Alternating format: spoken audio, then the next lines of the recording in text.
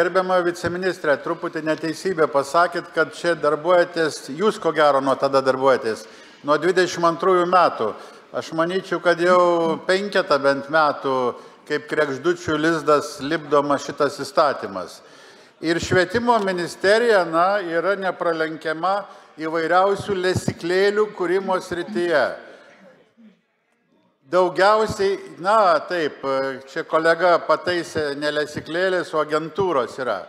Nacionalinė švietimo agentūra, nacionalinė sporto agentūra. Ir dabar man įtarimą kelia, ar čia nebus dar viena lesyklėlė, dar naujų institutų kūrimas. Tai yra sportininkų teisių institutas.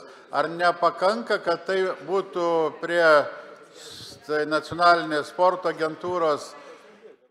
Paneikite mano įtarimą, kad čia dar viena lesyklėlė bus. Ir tokių abstrakčių dalykų šitam įstatyme nemažai yra.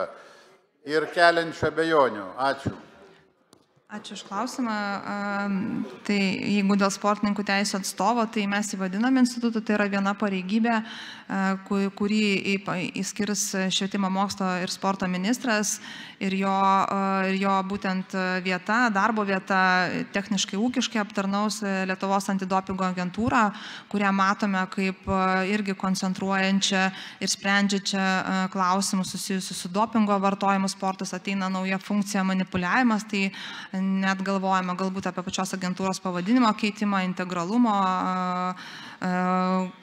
nes taip Europos Sąjungoje tokios agentūros tokiu pačiu principu veikia, tai mes koncentruojame į Lietuvos antidopingo agentūrą. Kodėl šitą agentūrą? Dėl to, kad norime, kad sportininkų teisų atstovas, čia yra viena pareigybė, ne institutas, ne biudžetinė įstaiga, būtent užtikrinti jų nešališkumą ir veikimą savarankiškumo.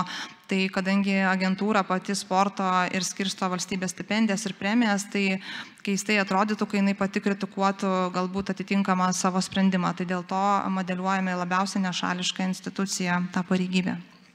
Ir dabar esama. Tai gerbiami kolegos, aš nesu prieš sportą ir prieš sporto įstatymą.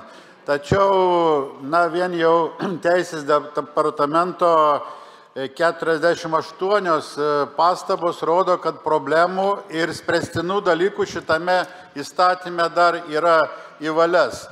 Susidaro įspūdis, kad iš principo norima iki kadencijos pabaigos pagaliau šitą įstatymą priimti.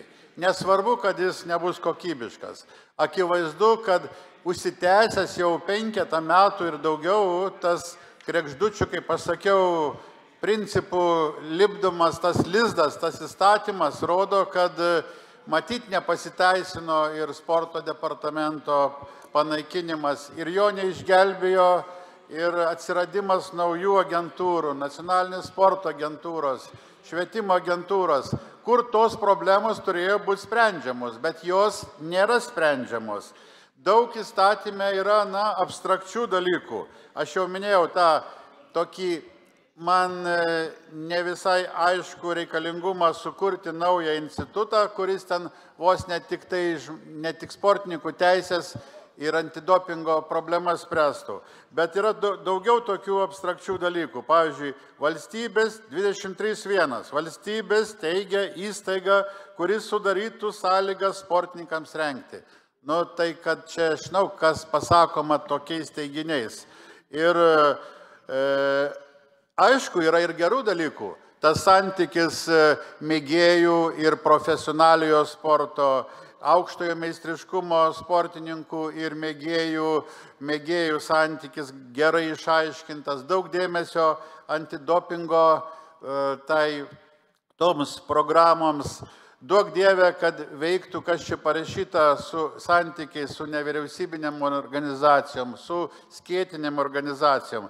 Tačiau aš manau, kad dar reiktų padirbėti prie šito įstatymo ir dar, nes jeigu jau 5-6 metų nepadarim, tai dar... Ačiū. Padirbėsim dar prie įstatymo, aš manau, bus progų.